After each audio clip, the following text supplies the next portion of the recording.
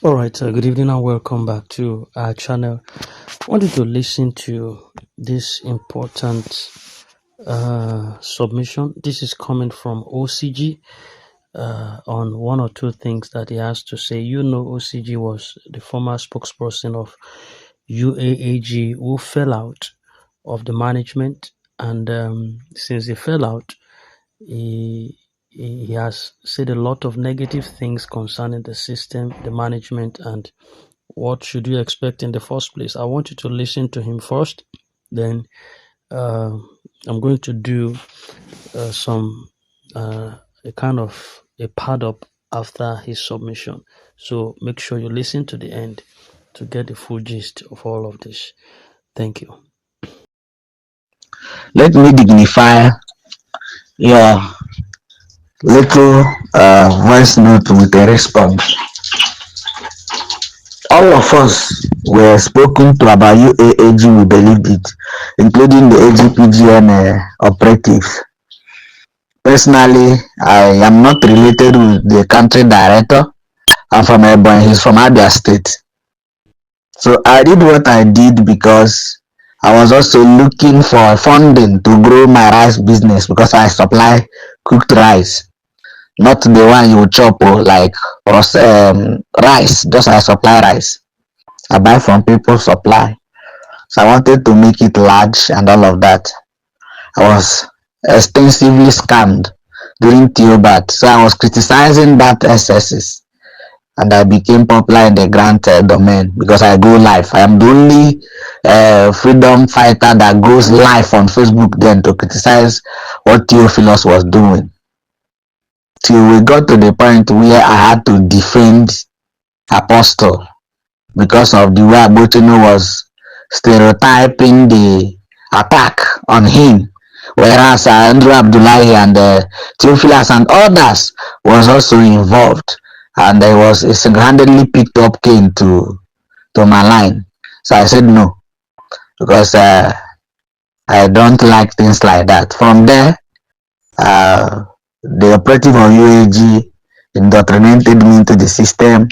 I defended further and we got to where we got to. I am not begging you because I don't have to. I don't beg nobody for any reason. But I have over time, if you think that I know everything, why have the UAG people not stopped their advertisement when I pulled out? It's 2 years that I pulled out already. And they are still insisting that they have money. Why is it that Nigerians do not make use of their senses? You feel that I know all of these things. To some of you, I'm rich. I have made money. Where is the money, please? Where is the money? If only you people knew what I was passing through. But AGPJ knows because they have been part of the system. And I want you to know that all of us believed all these things were real. I have told you the reason why I believe AGPGN now. I'm not siding them. I know that someone made the promise to them. But the worst of UAG is that I didn't know. Let me stop saying they don't have money so that it will not be as if I'm planning with them. I will stop saying they don't have money. But there is nothing to show up for. At least there is a living being who said, okay, I'll help you do this in AGPGN case. Why don't you understand? You're making me talk too much, and I think I won't respond again about these things. I'll just be quiet. My DM has been, I don't know, in this the last 10 minutes, people are chatting me for what? I told you to wait. That I'm sure that these AGPGN people were promised. I don't want to call the name of anybody because it will cause problem. I will never do that. But it can be traced to somebody. Who will you trace UAG to apart from the CEO? So if you are still insisting you don't want to support, did they tell you to support them? Your support is not important at this point. When there was need for support, did you support? If you did, thank you. But for now, even if you leave the platform, I'm sure they won't call you. So I want to urge you to wait because that is the only thing you can do. Because even if you want to take someone to court, the same money you are waiting for, you will spend it. So I don't know. I think I've spoken to us as people that are matured, have over time tried to voluntarily address some issues for people's mental health because I care about the people. I am more like a political person, so I am always very concerned, even when I'm not directly involved. So I address you again, sir. Give yourself peace. I cannot give you 100% assurance because I won't be the one to do transfer to AGPGN, but I am aware. I have evidences of these promises, including the chat I had with Oga those days. So if all of these things I'm saying has not informed your decision, please don't come after me, please. Thank you. God bless you. All right. That was the voice of OCG. Now I think he has decamped to AGPGN. He kept floating around, like pendulum from one place to another. And you should know that in every great journey, there are moments when silence actually speaks louder than words. Our community, the ground ecosystem, has been patient, and it has endured the long wait for what rightfully belongs to us. Yet, during this period of patience, confusion has also been deliberately stirred by individuals whose personal ambitions tries to overshadow the collective good of everyone. And one of such case is OCG, we just finished listening to, whose uh, time, or will I say recent exit, not actually, he didn't just resign recently, been a couple of years now. His exit has been wrapped in some half-truths, denials, and calculated narratives that is meant to sway perceptions and sway the gullible. For those that are still wondering what really happened, we're going to set some of the records straight.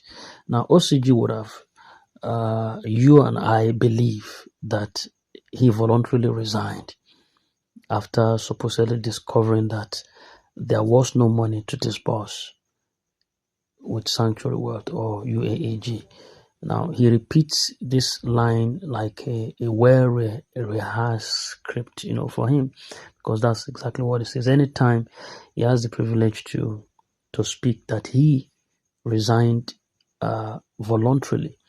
But if we have to set the record straight, say it as it is, if that were the whole story, why then was his exit so sudden? His exit was sudden. His exit seems to be silent and yet surrounded by some whispers. Now, the truth is very simple, yet a little bit deeper. OCG had become a begrudged personality within this system.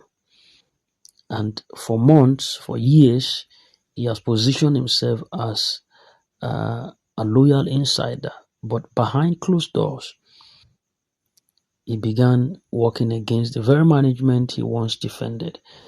He became what many insiders call an enemy within. And this wasn't just a case of misunderstanding, it was a breach of trust. Management discovered OCGs have some subtle undermining, and at that point, his removal wasn't just an option, it became a necessity. So, we need to also address a hard truth. The administration's reliance on silence as a tool has often been a weakness. I've said it time and time again. I wouldn't blame OCG so much. I would also blame the administration of UAAG, who has used silence over time as a tool. For too long, they've allowed individuals like the likes of Honorable Farouk, Madam Temitope, now OCG, to manipulate narratives in their favor. And by refusing to counter misinformation publicly, sometimes management inadvertently also created space for these figures to mess them up whenever it suited their personal agendas. So, but silence is not always golden. It is not. In seasons or times like this, when people are confused, some are tired, Some are desperate for clarity. Silence can breed division, and it also allows opportunists to create some chaos where there should be unity. And OCG took full advantage of that, and he kept lying about there's no money to disburse. One of OCG's strongest weapons has always been the claim that there is no money to disburse in the system. He says it casually and hoping it sticks as truth to those that will believe him. But if we have to examine the facts very closely, multiple verified internal updates indicate that funds are available. They're available. From which fund did the government dip hands the other time and they wanted to, make away with some of it? From which fund did we get wind that they are trying to manipulate issues to work to use this same fund for campaign for the coming election? But processes must follow due diligence and international protocol. So the foreign partners remain committed, as does the core management team also. And also we have the final frameworks for structured disbursement that have been completed. And those who are truly informed, they know this. So the pushing the narrative of no money is nothing but a strategy to plant fear, to plant frustration and distrust in the ecosystem. Do not fall for it. And those who are pushing this narrative are not speaking for your interest.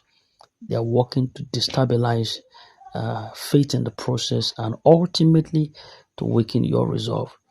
So if you also look closely at OCG's trajectory, you'll notice a pattern that mirrors others who came before him. First, they rise to prominence by positioning themselves as champions of the people.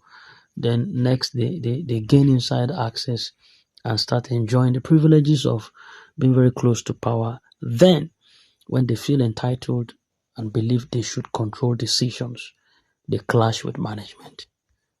And finally, when their demands are not met, they turn against the system they once defended. That is just the schematics. This is exactly what happened with OCG. He wasn't forced out because there was no money. He was removed because he could no longer be trusted to put the collective interest above his personal ambitions. So let's not forget history. We've seen this pattern before, learning from the past, from Farouk, from Temitope, and now, Farouk created waves. He tried to bend processes to his favor, but eventually fell out.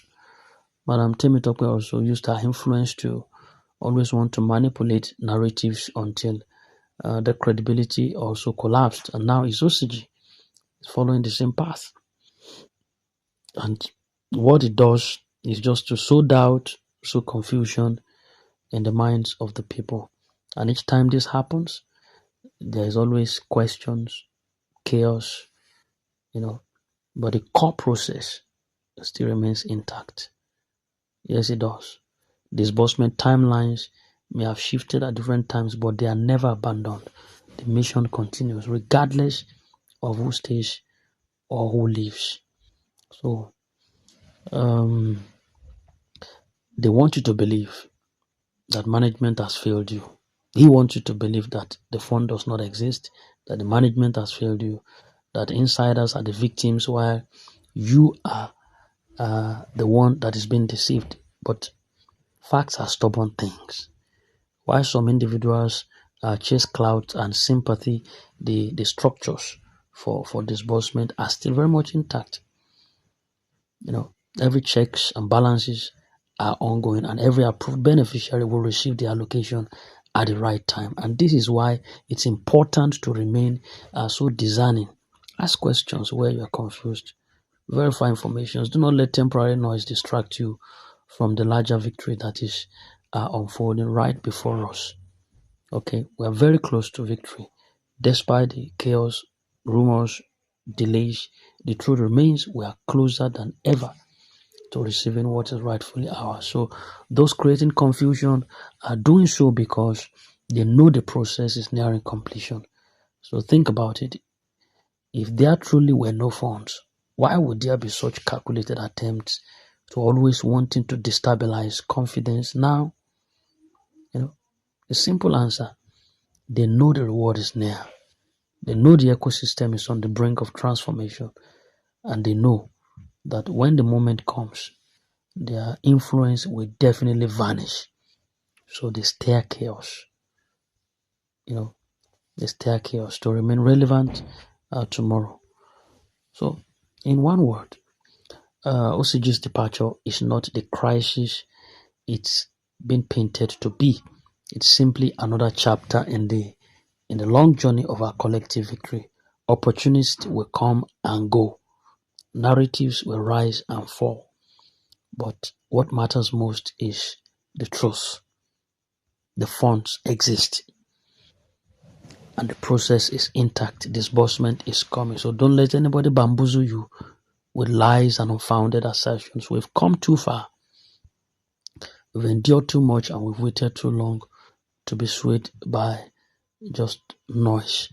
So hold on, stay united, and keep your eyes fixed on the goal, because when the dust finally settles, we all will celebrate together.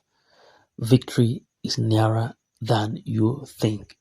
This is Princess It submitting to your life. Have a good night rest.